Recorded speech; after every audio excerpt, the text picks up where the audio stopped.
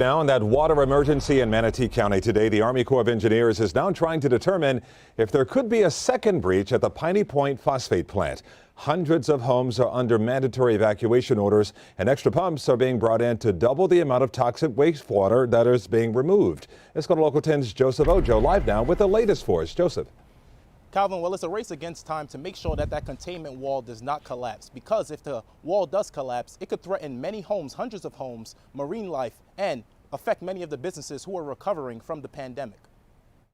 At approximately 2 a.m., an infrared drone identified a signature that could indicate a second breach at the engineering team evacuated the site. Today, officials announced a second possible leak has been discovered at Piney Point. The Army Corps of Engineers, along with the Department of Environmental Protection, has been on scene at the reservoir, keeping a close eye on the catastrophic threat. Drone team, and they are flying every hour and on the hour to give here our Emergency Operations Center and our decision makers real-time view of what is occurring out at the site.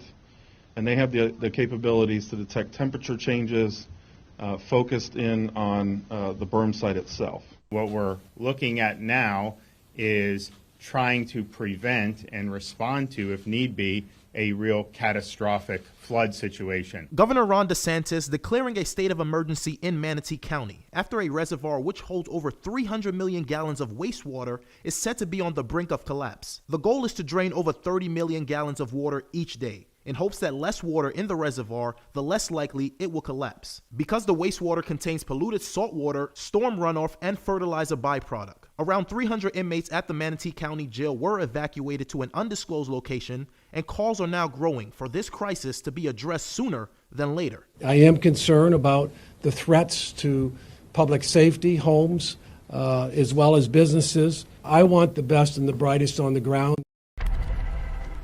And although engineers are optimistic that pumping out that polluted water would avoid a collapse, people are still urged to evacuate the area. Joseph Ojo, Local 10 News.